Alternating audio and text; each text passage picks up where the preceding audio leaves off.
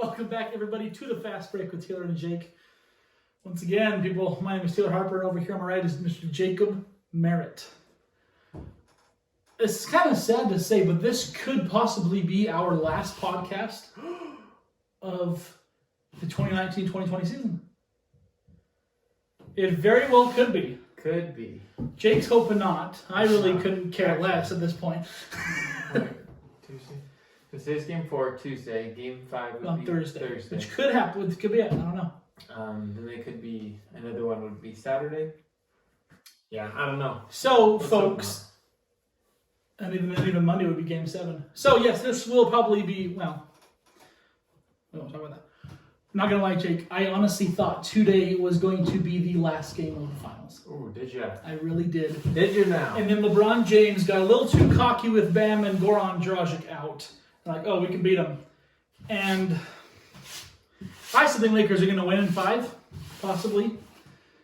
I just don't see Miami's young core pulling together for 3 more consecutive games, or 3 wins at least. I can't see Miami winning 3 more times. You know what I've just got to do right now? Yeah. Do it. Okay. Heat Nation, stand up. Okay.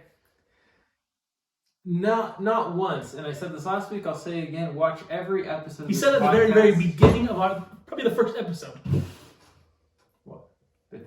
That you didn't, no one had any respect for you. Oh, no. No, I'm serious. Go back, listen to our podcast, watch our YouTube. Guys, we used to have a podcast. Never predicted the Heat to be going to the finals, okay? Let alone even winning a game. So you know what? Take the hat off. Put it back on because my hair's Take the up. hat off. I'm just kidding. You know No, what? it is. Just golly gee, good job, Miami. Honestly, that's all I've got to say. Hopefully it doesn't end. Thursday is possible. If Lakers win the next 2, it'd be over on Thursday. Obviously, that's not what I'm hoping for. But you know what? I'm done with just saying, oh yeah, Miami, we're happy to be here because I am happy that they're there. But you know what, Jake? We're gonna talk about this a little bit later. He's got. Why can't Miami win? Well, because LeBron James and Anthony Davis stand in the way. But here's the thing. Here's the thing. Now what about? I probably wouldn't be thinking this if it wasn't my team in the finals, okay? Because all year you've said, well, how are the Lakers going to win? They've got LeBron and AD, right. But that's it, right? Right, absolutely. And I said, because you have LeBron and AD, that's enough, right? You don't even need anyone else to be great. You just need solid. Not even good, just solid, okay? Just okay. And you'll probably win. Which the one guy who honestly could and should be solid in Danny Green has been, I'm just going to say, a giant pitfall these playoffs. He has been absolutely atrocious. And he's not a guy who's going to get you 25 points a game. That's not his role. But the fact that what did he shoot? 1 for 8 last game? I mean, something like that. I know he's this whole been playoffs. Bad. And I get he's a veteran, and I guess he's old. Well, so is stinking LeBron James, okay? True. I mean, here's why I'm going to say the Heat could pull this Jake, one out. you know what? Screw it. Okay, you've picked Milwaukee to win. You've battled between Clippers. You've battled between Los Angeles. We're going to dive into this a little bit. I'm just going to give you guys a little spoiler ahead. He's behind in our little competition. For once in your life, Jake, go for Miami all the way. Miami Take them. Miami in 7. Okay. Because you know why? Because you got nothing else to lose. If we rank every player on a scale from 1 to 10, okay? LeBron's a 10 and AD's a 10, and then your next best player is Rondo, maybe right. Dwight, maybe Kuzma, and they're 6s and below, right? I mean, Markieff Morris is a 5. Danny Green's played a 3. Right, absolutely. KCP has played a 4, right? Played a 0. And Miami, now, they don't have a 10. They don't have a true 10. Jimmy Butler played a 10 with 40, 11, and 13. Whew! But he's not doing that every night.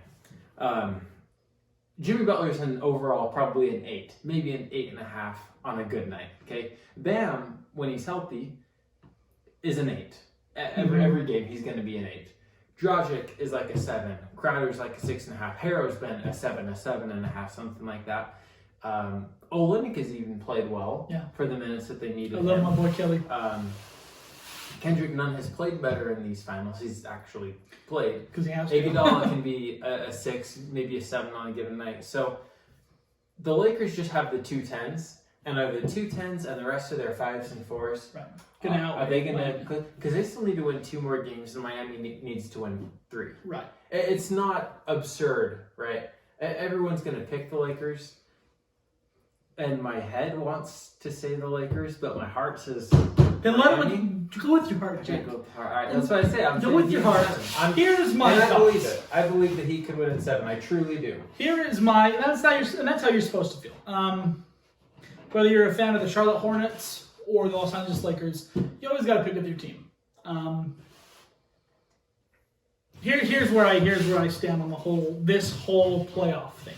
I've said it before, and I will say it again. I think this is the year of LA, or at least the year of Kobe. I think Jimmy Butler's giving them a heck of a ride, but I do think overall it's going to be banner 17 for Los Angeles, and the next year is going to be what it should be this year. Because no disrespect, Jake, I do believe Boston was still a better team than Miami. I still do. I think this whole thing has been set up, and that's why the referees didn't want to put Boston in the finals, because they knew they'd beat Los Angeles. They wanted to let... This is me rambling on. No, go for it. It's the year of Lakers, and then next year it's going to be the battle of who can win take-home banner 18. It's going to be between LA and Boston. They both will have 17 championships, and whoever can claim that top spot. You think the league wants that? Yeah. I guarantee the league does not want Miami and LA. This is one of the worst viewed finals in NBA history. Mm-hmm. Well, the whole playoffs are, so I guess that also plays in. But I think if there was fans and COVID didn't exist, I still think this would not be a very viewed finals, to be honest. Like I said, I do really feel Boston was the better team. Obviously, they didn't play like the better team. Well, I mean, yeah, that's why you have 7 games to battle. If Brad Stevens, I don't think he was trying to do excuses, but he was saying Kemba Walker wasn't 100%. Okay, but regardless, yeah, we got to tip our hats off to Miami because, like Jake said, they are the 5th seed. Okay, 4th. Or were they the 5th? I think they were the 5th. I think Indiana actually was a better record. Right. But regardless, 4th or 5th usually does not make the NBA Finals very often. Let alone win a game against the other team who's the number 1. And the only team who does that is the Cleveland Cavaliers. LeBron James led. That was 2017. I think they were the 5th seed or whatever. Maybe 18. They were the 5th seed or whatever. Really? Yeah. They were that low? 5th or 4th, I think. Oh, pretty sure. Well, I don't know. I don't know. But regardless, like I said, we got to tip our hats off. We got to give them a round of applause. Whether if they lose 4-1, they made the finals. They did better than your team. They did better than my team. I don't think it's the last time we'll see the Heat in the next couple of years. Well, I think they're going to stay. I think for sure they're going to. I think they're going to continue to be good. I think they'll even. I think this run has been a good thing, not only obviously for player development for what they currently have, but even like you could see other players being like, hey, I'm willing to work hard and I don't care about. I don't know, there's just players who just want to win. Some players are there because they want to get paid, they want to get attention. Miami's not the place if you're looking to go get paid and get attention. Because it's just more of a team dynamic. There's no special treatment, I don't think, in that organization. Right. I genuinely don't believe that Bam and Jimmy and Goran are treated any better than Sullivan, Hill, and Myers Leonard. I got a little bit. But here's another thing that might have played into the Boston and Heat series. And I think this is a legit debate, and it's not really a debate because we've talked about it before. We actually went really in depth about it. Is I think Boston got outcoached. And that's it's a very real thing to lose by coaching, in my opinion. We talked about how I think we ranked Eric Spoelstra as probably the 3rd best coach in the league. That zone, they Boston was. Boston plays a lot of ISO ball, which I'm not a huge fan of, because I have to bash on James Harden and the Rockets all the time for doing the exact same thing. They got a little bit more down passing wise. But it's the same generic kind of style. And Eric Spoelstra, we've talked about him being a top 3 coach in the league for a reason. Mm-hmm. And once again, people don't put a lot of respect. I think people do put respect to his name, but they don't ever talk about him. You don't get a team without a superstar. Because I wouldn't call Jimmy Butler a superstar. I'd call him a star. I'd call him maybe between top 15 and 20 player. I'd probably go more top 15. Would you? Okay. Well, I think 10 through 15, somewhere in there. Probably. And even, I don't know, he's been saying for years and years and years that he is so dang good, We didn't see it in Minnesota. We really didn't see it in Philadelphia. I think we're finally starting to see what he was talking about. Mm-hmm. And I think it's more of his intangibles that he brings to the table, right? Because you have some, like the players that are top tier, super elite players are like Giannis, who's I'd say he's pretty mentally tough, but he's more like physically talented than he is mentally. Mm-hmm. You've got like Chris Paul, who's just like so smart. He's such a good like on the court general plus his talent. You've got LeBron James. Jimmy Butler's one of those guys with just like a really good like a mental attitude. I don't know. I think he has emerged as a superstar this year. I think he has. I really do.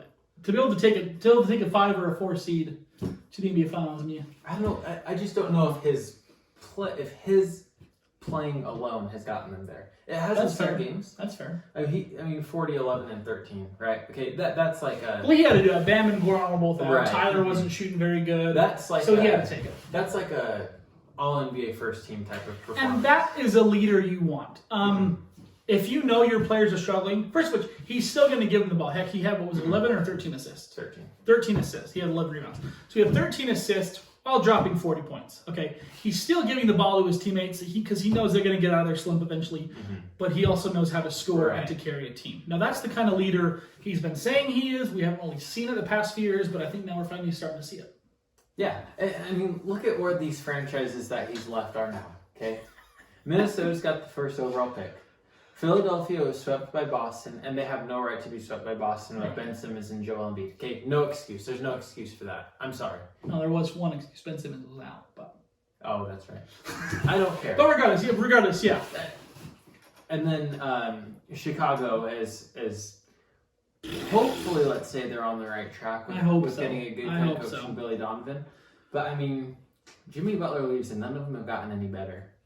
Right. What happened to the Thunder when Russell Westbrook left? What happened when Paul George left? Right. They got better. Yeah. So. And that's the thing. Could you call him a superstar? See, you really could call him a superstar. Shout out to Doc Rivers. Maybe not every single night. I don't know if I'd call him a superstar every single night, but I think he has the potential. But he seems to be the guy who doesn't care if he doesn't. He could go out there and get a triple single, as Charles Barkley calls it, 5 points, 4 assists, 3 rebounds. But if his team wins, he doesn't care. Yeah. I really don't think there's many players like that in the league. To me, I just see Paul George going home, maybe after a tough loss. He's like, you know what? I scored 40 points. I did everything I could. I'm going to sleep easy. I do not care. The funny thing about I just like to pick on Paul George. That could be any player. Let's put this in perspective. If Jimmy Butler plays really hard, let's say he dishes out 15 assists and gets 5 points, and he only shot the ball twice. That's never going to happen. But regardless, let's say he shoots the ball twice, ends up with 5 points. He's going to look at those 15 assists. He's not going to go home and think, man, I really should have shot more. Mm-hmm. Whereas Paul George, he shoots 15 times, gets 5 points. There's a huge difference. And you can look at a guy, I only got 5 points. 1, we got the win. 2, I helped my teammates. They got 15 assists. But like Jake said, the most important thing is we got the win. Right. I really don't think Jimmy Butler has a personal ego as far as I want myself to look good. I think he just wants to work hard and win. Just work hard and win. And I don't really think he ever has had that high of an ego. I think he really, really, really wanted it to work out in Philadelphia, but I don't think it was. I don't think Joel wanted look at the Joel wanted to be number 1 in my opinion, and. Jimmy Butler. But I don't think Joel wants to work the same way Jimmy Butler expects his teammates to work, right? You see me eating cheeseburgers courtside before a game starts, right? Come on! I haven't said this in a few weeks, Jake, but that is ridiculous! That is ridiculous. I don't think Ben Simmons... I think Ben Simmons... It's kind of hard to get a read on him. It really is. I don't know if he's just got that killer instinct, like Kobe, or that killer work ethic like LeBron James, Right. or like the leadership intangibles like Jimmy Butler have, or Damian Lillard. Like I think he's just good at basketball, and he just likes to. I don't know what to think about Ben Simmons. Honestly. Ben Simmons, with his given talent, I'm going to say this, and I don't think I've actually ever really said this before. He has the potential to be a top 3 player in the league. Yeah, absolutely. He really, really does. I thought. I'll just slip this. Yeah, no, go for it. A lot of people thought he was probably going to be the best player in the league. Right. And When he was drafted, he really was scouted really, really high. And he doesn't even have to develop a Stephen Curry type shot. He just has to develop a shot Even in general. A Giannis shot. Come on. Yeah. Look what Giannis has been able to do, right? Well, you look at these players. I've talked about before. I'm not a huge fan of centers shooting threes, but you take it like Brook Lopez for the Bucks. When he first came in the league, he couldn't shoot a 3, and now he's one of the best 3-point shooters in the league, let alone a big man shooters in the league. There's so many players who couldn't shoot before, but really, like Rondo took 4 3-pointers the other game. Since when in the world does Rondo start shooting threes? Because he worked at it. Same with LeBron James. Same with LeBron. He doesn't have the best jump shot now. He's really developed a pretty consistent, steady jumper, and I don't know what Ben Simmons, what motivates you. Maybe he needs to start eating cheeseburgers on the side. I don't know, but heck, I feel like Joel Embiid is more willing to work on 3-point shot than Ben Simmons, and that's terrible because Ben Simmons or Joel they're both terrible 3-point shooters. I think Ben Simmons really, I think he's really cares about his image. Like you can kind of tell, like if you look like his Instagram or just like kind of how he acts, like he just wants to be so like cool all the time and like just look like he doesn't care. That's just how I. That's how I perceive Ben Simmons. Ben Simmons goes home. I just want to look cool. I feel like Ben Simmons goes home, sits on his bed. He says, "You know what? I am God's gift to the world, and if God wants me to have a jump shot, He's gonna give me one." Like he doesn't put in any work. Like my gosh, man. But enough about them. Like Jake said, they were out in the first round. We're talking about Miami and Lakers. I don't expect this podcast to be a very long one, but we got to still dive in a little bit. What do you predict for Game 4 tonight? Bam's still questionable, and I think if Bam is out again, they don't win. It's tough because Shannon Sharp on Undisputed, he brought this up, and I thought it was actually a fairly good point. Like, not that the Heat are better without Bam, but when you have Myers Leonard and I'd be fine if they shipped him out right after the season was over. And Kelly Olynyk, they can stretch the floor, right? Absolutely. Both of them are decent enough shooters that it makes it difficult to keep Dwight Howard in it because what Dwight Howard's going to come out and stay on the line. That's just not like stay on 3. That's just not what he does. He's an interior defender. Absolutely. So by having Olynyk out there, it kind of gives more space for Jimmy Butler because Jimmy Butler, he didn't take 1 3 in his 40-point game. Can you guys believe that? In 2020, a 40-piece did not include a 3-point attempt. Not only not a make, not even an attempt. So the Heat, I'm not going to say the Heat are better without Bam, but at times it can maybe give them a little bit of a better matchup. And there's the that's what you got to look at too, is the matchups. Right. Like Jake said, Dwight Howard is a phenomenal interior defender, so maybe stretch it out a little bit gets Dwight out of his comfort zone, which obviously you kind of saw in that Game 3. Gives them space to drive and gives them space to cut that they may not otherwise always have. Obviously, defensively, Miami is better with Bam in the lineup. Right. But now that's where I go. I do want him in because I don't think what did they have 14? Anthony Davis is terrible. Anthony Davis, he just could not find a rhythm. He was in foul trouble. So I don't think. I would rather have Bam on there than off, but at times it can be beneficial. Maybe when AD is not on the court, you take Bam out. And that's the game before that. I think Anthony Davis was 15 for 19. So, Anthony Davis. I looked at the fourth quarter and he was 15 of 16, and I'm like, I think Anthony Davis is thriving in Los Angeles because I don't think he's like a. I don't think of him as a leader. No. So I think when you've got, and I've said this before, when you've got LeBron James to take all the heat, because he can take as much, he doesn't care. At this point in his career, he's seen it all. He's heard it all. It doesn't bother him. So LeBron is fine to take all the heat, Right. be the main guy, because LeBron's always going to be the main guy, and AD just gets to play basketball. Whereas in New Orleans, he was like the franchise guy, Right. and I think that was hard for him mentally. I don't think of him really as all that tough of a player, like mentally tough as a player. Super talented. Talented as Best big in the league. He's the best big in the league. There's no question about it. I hope if Lakers win, he does win Finals MVP. But that's beside the point. Jake, you've got our. So you heard Jake. Heat in 7. I'm gonna say Lakers in 5 or 6. That's where we stand. We've got our competition going on. Want to run that Let's down? give him a full rundown. Yeah. Let's get into it. So. Oh, and actually, I want to do something like this next season. Oh yeah. Like I want to do like a season-long thing. We like, I don't know, like keep it. We got to put something on the line here, Taylor. No, I say. Cause like Shane and I already know what the results they are going do to be. cases of due, right? Okay. So we need to have like a long, like something just make it a little bit more interesting. Because I'm not going to go gamble my real money Right. in Vegas. That's. I'm just not doing that because I'd probably get too He's addicted smarter and than lose that, a lot but- of money. Yeah. But anyways, like just a little friendly competition, a little something. He's going to buy me dinner, or I'm going to buy him dinner. Something like that, yeah. All right, so we're gonna go over this just the playoffs, okay? Of our contest. So MVP, this was worth 10 points. We both picked Giannis. We both got 10 points. Defensive Player of the Year for 5 points. We both picked AD. Giannis was Defensive Player of the Year.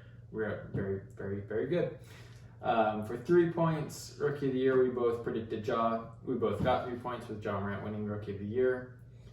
6th Man of the Year for 3 points. This was stupid. I picked Lou Williams. You picked Dennis Schroeder. Montrezl Harrell. For whatever reason. 0 points there. Most Improved for 3 points. We both picked Brandon Ingram. We both got 3 points. So that was it for our awards. We both got 16 there. So pretty good. Looking at the playoffs, and obviously we don't have the finals results, but we have everything else.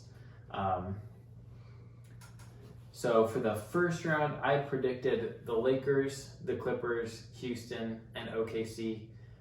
Again, we made this before we did the seedings. We didn't know the seedings, otherwise we would have picked made it a little bit more fun. And then I also selected Milwaukee, Toronto, Boston, Miami. So hit on all those 4. Taylor also predicted those 4 in the Eastern Conference, got all those 4. But he got the first round exactly right with the Clippers, Lakers, Houston, and Denver. So off of that round, it was worth 5 points each. So you didn't miss one. That's pretty good. I tell you, NBA scouts, hit me up, and I promise I'll do good for you. So you got 40 points there. I got 35. For the second round winners, I predicted the Lakers and Houston, and then Toronto, Milwaukee. Only hit on one of those, which was pretty surprising. You selected the Clippers, the Lakers. Well, Lakers got tagged with Houston, so I don't think you really thought about that. And we didn't know. Right, we didn't right. know. That's So like I said, okay. the seedings we didn't know, but That's true. You selected the Clippers, the Lakers, Milwaukee, and Boston. So you got Boston and the Lakers right there. And then conference champions, I picked Bucks and Lakers, got one of those right. You picked the Lakers and Bucks as well. man, Bucks and Clippers really screwed everybody over. They really did. They really did. So on that one, you got a total of 64. And then I got a total of 52. So that's where you really kind of took the lead. And then I kind of made a little bit of a comeback. These were pretty fun. This is our over-under for player stats. I'm so mad at Jason. We predicted Jason Tatum, and I actually took their actuals as well. So the over-under we set for Jason Tatum was 25.8 points per game. He averaged 25.7. I know. So I know. I'm just make me an odds maker in Vegas right now, because I was 0.1 off. Okay. That's not bad for what was that? Let's see, 8 games in the bubble. 17. Yeah, They played 17 bubble games. Okay, I was just about accurate through 17 games. So I got 3 points there because I took the under, you took the over. And I tell you what, if Tatum was over, they would have won. James Harden, we said over under at 28.5 points per game. He averaged 29.6. We both took the over, so we both Barely. got Come on, James.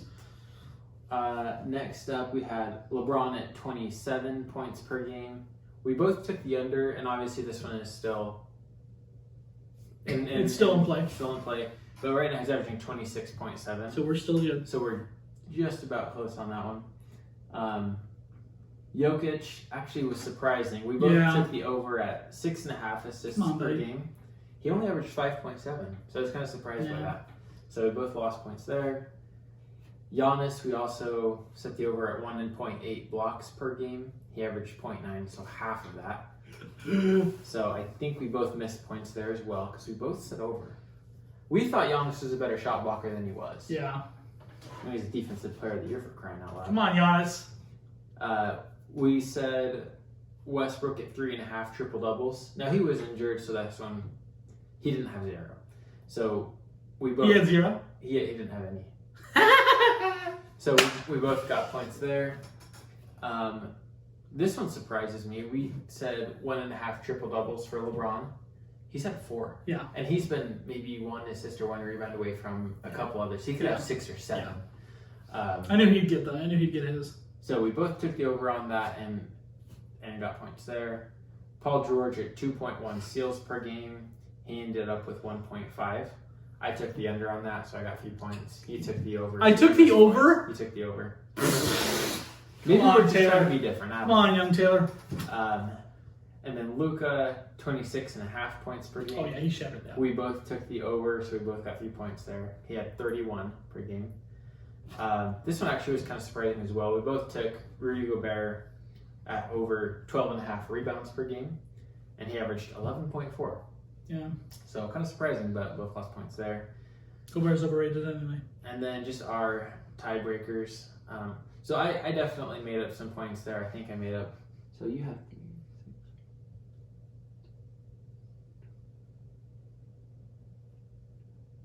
I had 18 points there. You got 12. Yeah. And then the other ones, these are kind of just our little, if it came down to it, our last tiebreakers. So will J.R. Smith be disciplined? What that just means he didn't get fined. If he doesn't get kicked out of the bubble. Come on, JR. You got a few more games, buddy. Don't screw it up. Will anyone get the corona? I said no. You said yes. I'm still a chance. No, there's not. I'm going to give the biggest round of applause to Adam Silver. I am not a huge Adam Silver fan by any means, but I got to give the biggest round of applause to Adam Silver. I think it was the very first week a few players got COVID. Did anyone? Yeah, right? In the bubble? Yeah. Did anyone? NBA players? No one got it, right? No. Okay. That was... Every other league, though, MLB obviously had some issues. The NFL is now having their first set of issues 4 weeks into the season. But NBA has kicked trash with eliminating COVID. And once again, I just got to tip my hat to Adam Silver on that one because that was... They've done a great job. They've done such a good job. There's been some players who've been doing some sneaking outside of the bubble, and he still managed it. Mm-hmm. And then last one that we actually do have results for, will Westbrook shoot better than 30% from 3? Oh my gosh. I said no. You said yes. I thought it was a given. Better than 30? How? 30's not good. 30's not good, though. It's Westbrook, dude. Oh my god, what did he shoot, 21? 24. Oh my gosh, that's so bad. That's not good. That is so bad. So, totaling it all up, Taylor right now sits at 92. I sit at 88.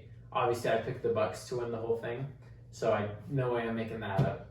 The Lakers are obviously still in contention, and odds makers say the Lakers. I say the Heat. Hey, but anyways, you gotta go with your heart, buddy. So let's see. I guess I could make up some points if. Oh, okay.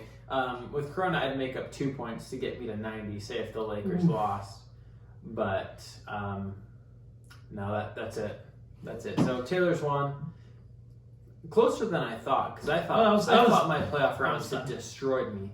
But we'll do this again for sure. Yeah. It's fun to actually document your predictions. Absolutely. And if you guys want us to have a prize, comment what he should do for me or whatever. And vice versa, next year give us more of a bigger prize, because like Jake said, we would really like to do a year-long thing instead of just a bubble So please give us some comments. I have an idea that I think would be good. Maybe every week we pick 3, 4, or 5 games, make our predictions like just win or lose, who wins, who loses. And they're going to be games like Charlotte and the Lakers, you know. Right.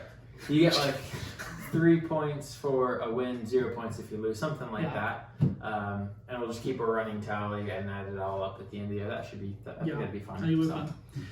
But guys, if this is the last episode of 1920 season, 3 minutes ago, Bam plans to play in Game 4. You heard it right here. We knew we had to get this episode off. So we were going to have, it feels like a long time since we've actually done this. We were going to have an episode last week. We had some stuff come up, so we didn't do it last week. And I honestly feel like there was much to talk about last week anyway. But this could be it, folks. And next year, I personally would like to do better. We kicked butt with player profiles. I'd like to get back into player profiles. I feel like those are a lot of fun. Just kind of get some more structure. Yeah, we want to do some more. Give us some. This is what I need you guys to do. We've had a full year with you guys. We've done this for a full honking year, Jake. Holy crap. Wow, yeah. I need you guys to give us recommendations on different types of segments we can totally do. Like obviously we've done the hat game with the one-on-one. We need new ideas. I want you guys to seriously text Jake, text me, comment on our video, comment on YouTube, Instagram, Facebook, or whatever. Just give us different ideas for different segments, because if we stay the same for the next 15 years, it's going to be a real boring YouTube series. But we want to make it different for all of you guys, and hopefully, we talked about it before last time, once the off season hits, we might do it maybe once every other week, or like 2 times a month, or 1 time a month. It just depends on what happens. Every other week would be good. But thank you guys so much for all the long suffering of the year. And you guys, I know there's a few people out there who've actually stuck with us since day 1, and for that, good job. What's wrong with you guys? No, we really appreciate it, because we, I don't know, like we've said before, we're not doing this for money. We're not in it for fame or whatever. We're just 2 dudes just trying to have fun. Although money would be nice. Yeah, if you guys want to send money, I'm not going to turn it down. If you guys want to DM me, sure. Venmo me, yeah. Google Cash or whatever the heck, yeah. But no, seriously, guys, I really appreciate it. I'm sure Jake really appreciates it as well. I do. Thanks for tuning in.